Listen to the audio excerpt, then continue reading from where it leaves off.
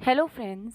आज हमारी भारत के मिस्टीरियस प्लेसेस के साथ आपका परिचय सीरीज़ का दूसरा भाग है, जिसकी कहानी है भानगढ़। तो चलिए आज भानगढ़ की सैर पे चलते हैं, देखते हैं वहाँ हमारी मुलाकात किससे होती है। फित के बर्थडे को पांचों दोस्त काफ़ी इंजॉय कर रहे थे। डांस करते करते अब वो पांचों काफ़ी थक गए थे, तो सभी बैठकर बातचीत करने लगे। चिराग बोला, चल भाई तेरे बर्थडे पे भानगढ़ चलते हैं। इस पर आनंद तपाक से बोला, अरे ये वही जगह है ना जहाँ एक रानी, क्या नाम था उसका, रत्नावती, जो बहुत सुंदर थी और जिसे एक तांत्रिक पसंद करता था, जिसने रानी को वश में करने के लिए अभिमंत्रित इत्र या तेल कुछ भेजा था। रानी तांत्रिक के इस इत्र को पहचान गई और अपने किले के कमरे से बाहर फेंक दिया था।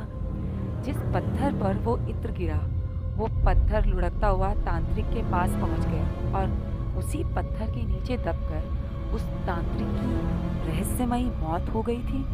मरते मरते शायद तांत्रिक ने उस जगह को भानगढ़ अभी अभिशापित कर दिया था। यही कुछ है ना? काव्या गंभीर होकर बोली, तुम लोग जन्मदिन जैसे इतने अच्छे दिन पर कैसे भानगढ़ जैसी घटिया जगहों की बातें कर रहे हो? तुम्हें कोई और जगह नहीं मिली घूमने जाने के लिए?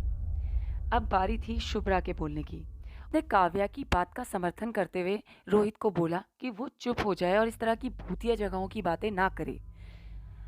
रोहित बोला, यार तुम लोग जो डिसाइड करोगे मैं मान लूंगा, लेकिन सबकी रजामंदी होनी चाहिए। चिराग बोला, वोट करते हैं, जो भानगढ़ जाना चाहता है वो हाथ उठाए।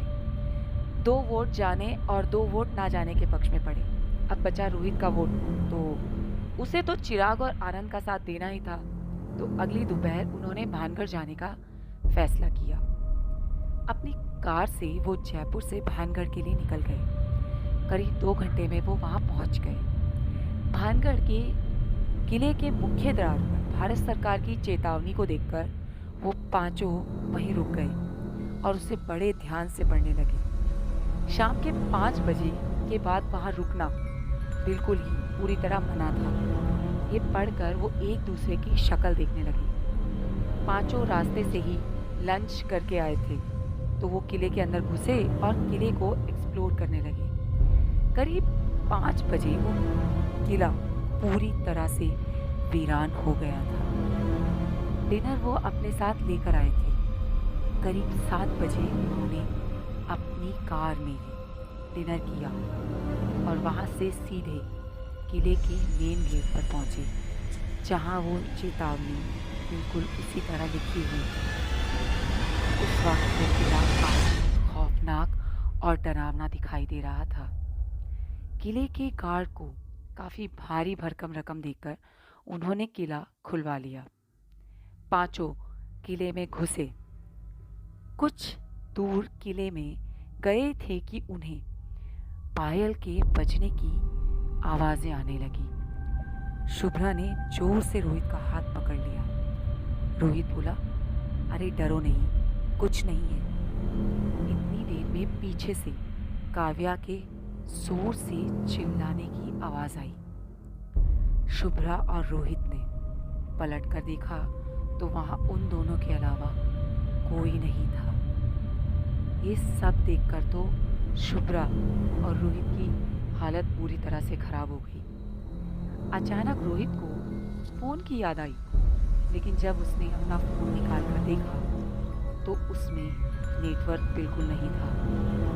कुछ दूर पर किले की ऊपरी मंजिल पर उसे चिराग दिखाई दिया। वो हाथ के इशारे से उन दोनों को ऊपर बुला रहा था। बिना कुछ बोले पलटकर वो दूसरी तरफ चलने लगा। रोहित भागते हुए दूसरी मंजिल पर पहुंचा, लेकिन चिराग वहां बिल्कुल नहीं था, बल्कि उसके साथ वाले कमरे में काव्या बेहोश पड़ी थी।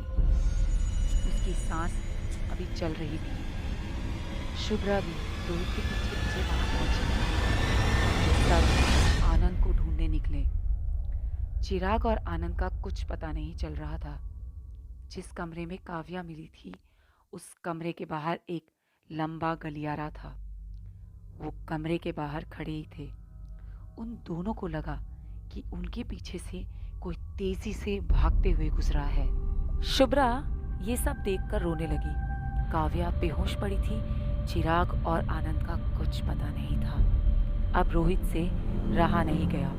उसने शुभ्रा से कहा कि वो काव्या के पास रहे, वो पानी लेकर आता है। वो पानी ढूंढने निकला। उसे नीचे के अहाते में पानी का एक जग दिखाई दिया। उसने आव देखा ना ताव उस जग को उठाया और ऊपर लेकर गया। उसने कमरे में जग खोला तो उसमें पानी नहीं, खून ही खून था। उसके सामने वही तांत्रिक खड़ा था।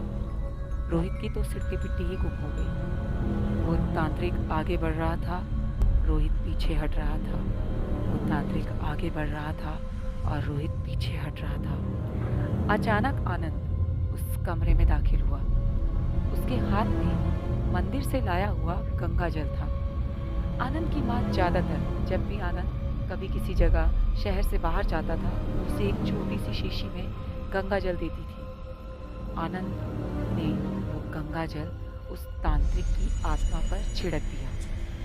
तांत्रिक की आत्मा उसी समय वहां से गायब हो गई। वो तीनों किसी तरह काव्या को लेकर गाड़ी की तरफ भागे। उन्होंने चिराग को उसी कमरे में बेहोश देखा जिस कमरे से चिराग उन्हें ऊपर आने के लिए इशारा कर रहा था। पहले चिराग उस कमरे में नहीं था, लेकिन वो कहाँ से वहाँ आया किसी को नहीं पता। शुभ्रा और रोहित ने काव्या को संभाला और आनंद ने चिराग को किसी तरह वो वहाँ से निकलने में कामयाब हुए। आपको क्या लगता है, क्या सच में भानगढ़ शापित जगहों में से है? Thank you friends. अगर आपको मेरा ये एफर्ट पसंद आए तो प्लीज़ प्लीज़ प्लीज़ मेरे चैनल को लाइक, शेयर और कमेंट से भर दें। सब्सक्राइब भी ज़रूर करें।